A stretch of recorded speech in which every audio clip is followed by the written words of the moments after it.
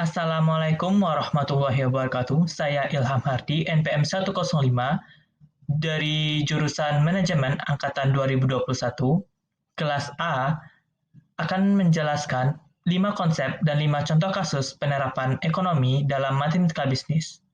Selamat menonton.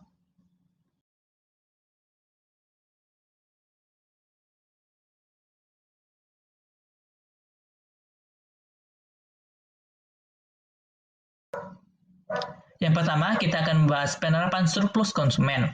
Surplus konsumen ini adalah selisih antara jumlah maksimum yang dibayar oleh seorang konsumen dengan jumlah yang sebenarnya terjadi di lapangan. Nah, surplus konsumen ini berada di bawah kurva permintaan dan di atas garis harga real, seperti yang terlihat di grafik sebelah. Cara mencari surplus konsumen ini adalah alas kali tinggi per 2, atau biasa juga digunakan cari luas segitiga.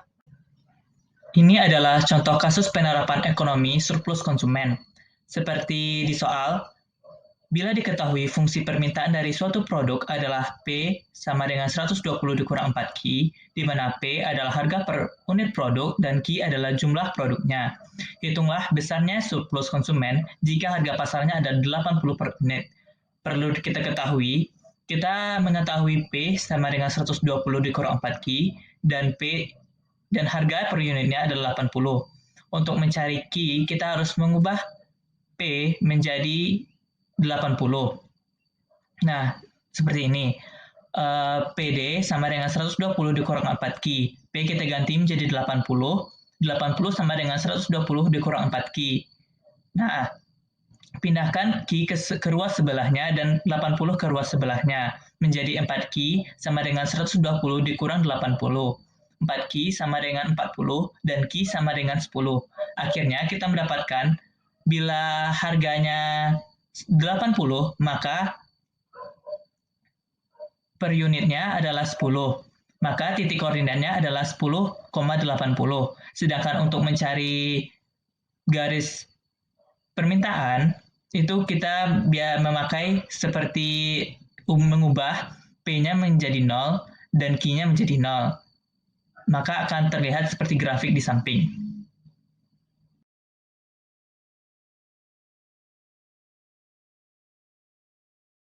Yang kedua, ada penerapan surplus produsen.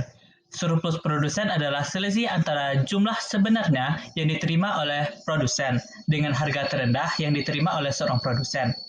Surplus konsumen berada di atas kurva penawaran dan di bawah garis harga real, seperti yang terlihat pada contoh. Nah, untuk mencarinya juga, rumusnya sama seperti surplus konsumen, yaitu alas kali tinggi bagi 2, atau juga rumus segitiga. Ini adalah contoh kasus penerapan ekonomi surplus produsen. Di soal, bila diketahui fungsi penawaran P sama dengan 15 ditambah 3Q, di mana P adalah harga per unit produk dan Q adalah jumlah produk yang dijual. Hitunglah besar surplus produsen jika harga pasarnya adalah 60 per unit. Nah, kita ketahui P dan PS, kita ketahui PS dan P. Maka kita ubah PS menjadi P. Menjadi 60 sama dengan 15 ditambah 3Q. 3Q kita pindah ruas menjadi min 3Q sama dengan 15 min dikurang 60. Min 3Q sama dengan min 45. Q sama dengan 15. Maka kita ketahui bahwa jika harga produknya 60, maka jumlah unit yang terjual adalah 15. Nah, untuk mencari fungsi penawaran, kita mengubah Q menjadi 0, yaitu P sama dengan 15 ditambah 3 dikali 0, menjadi P sama dengan 15. Seperti itu.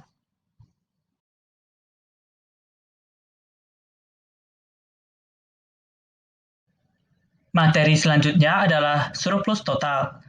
Pengertian dari surplus total ini sendiri adalah mengukur segala atau mengukur seluruh dari kesejahteraan penjual dan kesejahteraan pembeli, atau biasa juga kita sebut sebagai pertambahan dari surplus konsumen ditambah surplus produsen. Maka untuk mencari surplus total ini, kita harus mencari surplus konsumennya sendiri, lalu nanti akan ditambah dengan surplus totalnya sendiri. Ini adalah contoh kasus penerapan ekonomi dalam surplus total. Soalnya, bila diketahui fungsi permintaan dari suatu produk adalah P sama 120 dikurang 4Q, dan fungsi penawarannya adalah P sama dengan 15 ditambah 3Q, di mana P adalah harga per unit, dan Q adalah jumlah produk yang dibeli dan jual. Hitunglah surplus totalnya. Pertama, kita sudah mengetahui dari fungsi permintaan dan fungsi penawarannya. Nah, pertama, untuk mencari Q, kita harus PD sama dengan PS. Nah, berarti 120 dikurang 4Q sama dengan 15 ditambah 3Q. 3Q kita pindah ruaskan menjadi min 4Q dikurang 3Q, sama dengan 15 dikurang 120. Jadi min 7Q sama dengan 105. Min 105. Q sama dengan 105 dibagi 7 sama dengan 15. Nah, berarti kita sudah mengetahui Q-nya berapa. Untuk mengetahui P-nya berapa, berarti kita substitusikan Q ke dalam salah satu persamaan. Sebagai yang saya ambil yaitu P sama dengan 120 dikurang 4Q. P sama dengan 120 dikurang 4 dikali 15. P sama dengan 120 dikurang 60. P sama dengan 60. Nah, untuk mencari surplus konsumen, kita harus mengukur bahwa alas kali tinggi bagi 2. Alasnya yaitu 15 dikali 120 dikurang 60 berarti 60. 60 dikali 15 dibagi 2 sama dengan 450. Berarti surplus konsumennya adalah 450. Untuk surplus produsennya, yaitu alas kali tinggi bagi 2. Alasnya adalah 15. Sedangkan tingginya adalah 60 dikurang 15 adalah 45. 45 dikali 15 bagi 2 adalah 337,5. Untuk surplus totalnya, tinggal kita jumlahkan 450 ditambah 337,5 sama dengan 787,5. Maka sudah dapat hasil dari surplus totalnya.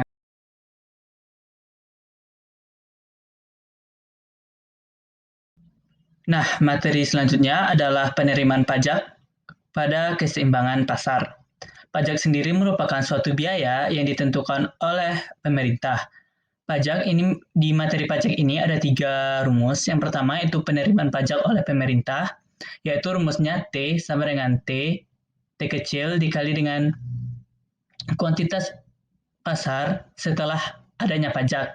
Maka dengan hasil itu akan ditemukan penerimaan pajak oleh pemerintah. Sedangkan beban pajak konsumen, cara mencarinya yaitu TC sama dengan harga setelah pajak dikurang dengan harga sebelum pajak dikali dengan kuantitas keseimbangan setelah pajak. Nah, setelah itu akan ditemukan hasil dari beban pajak konsumen. Yang ketiga yaitu beban pajak produsen.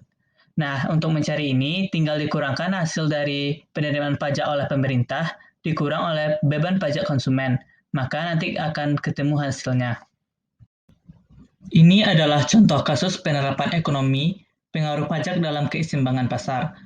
Soalnya adalah fungsi permintaan suatu produk ditunjukkan oleh PD sama dengan 15 kurang Q, dan fungsi penawaran PS sama dengan 0,5 Q ditambah 3. Terhadap produk tersebut dikenakan pajak oleh pemerintah sebesar 3 per unit. Berapakah harga dan jumlah keseimbangan pasar sebelum dan sesudah pajak? Berapakah besar penerimaan pajak oleh pemerintah? Berapakah besar pajak yang ditanggung oleh konsumen dan produsen? Buatlah grafik. Nah, dalam hal ini kita hanya perlu PD sama dengan PS. Yang pertama yaitu 15 dikurang Q sama dengan 0,5 Q ditambah 3. Q kita pindah ruaskan menjadi min 1 per 5 Q sama dengan min 15. Q sama dengan 8. Nah, 8 kita substitusikan ke dalam salah satu persamaan. Seperti di contoh yaitu P sama dengan 15 kurang Q, P sama dengan 15 dikurang 8, P sama dengan 7.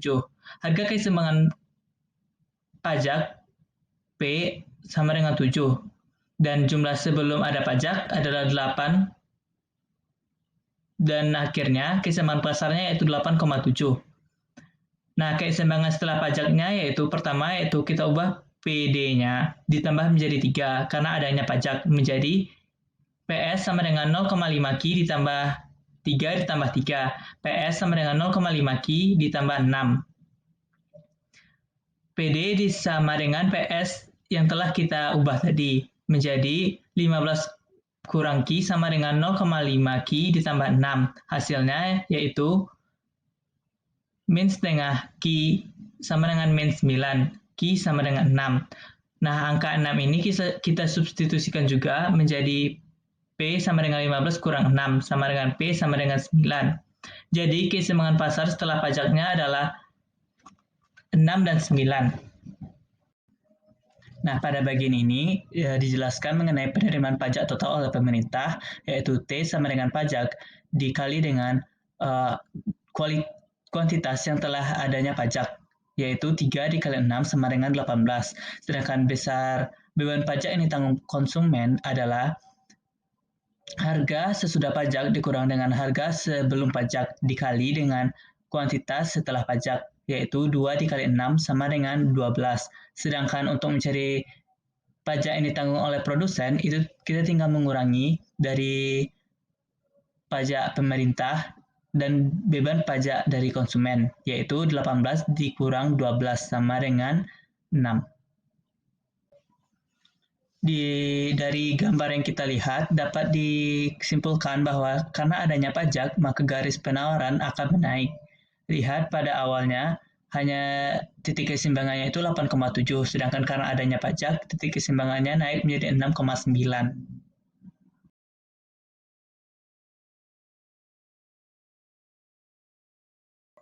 Nah, yang kelima, kita akan pelajari tentang subsidi. Subsidi ini akan mengakibatkan penurunan pada harga yang sebenarnya karena adanya bantuan dari pemerintah. Nah, di sini juga ada 3 poin atau 3 rumus. Yang pertama itu total subsidi dari pemerintah dengan rumus S sama dengan subsidi per unit dikali dengan kuantitas keseimbangan setelah subsidi.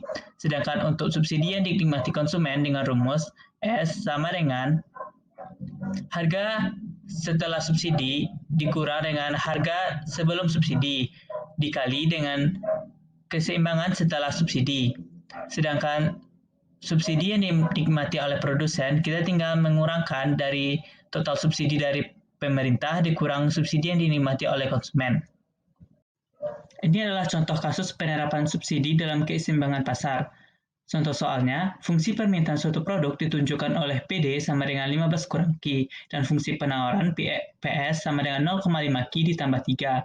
Jika pemerintah memberikan subsidi sebesar 1,5 per unit, berapakah harga dan jumlah sebelum dan sesudah subsidi, berapakah besar subsidi yang diberikan oleh pemerintah, dan berapakah besar subsidi yang dinikmati oleh konsumen dan produsen. Buatlah grafik.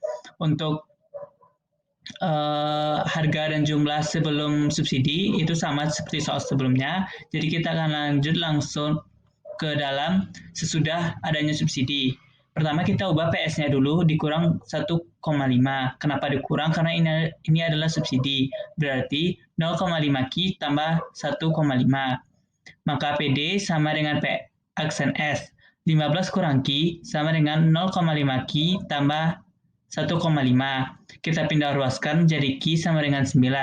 9 ini kita substitusikan P sama dengan 15 kurang 9. P sama dengan 6. Jadi keseimbangan pasar setelah adanya subsidi adalah 9,6. Ini merupakan penyelesaian dari besaran subsidi yang diberikan pemerintah, yaitu S sama dengan 1,5 ini merupakan subsidi dan 9 adalah jumlah kuantitas setelah adanya subsidi. Berarti nanti dihasilkan 13,5.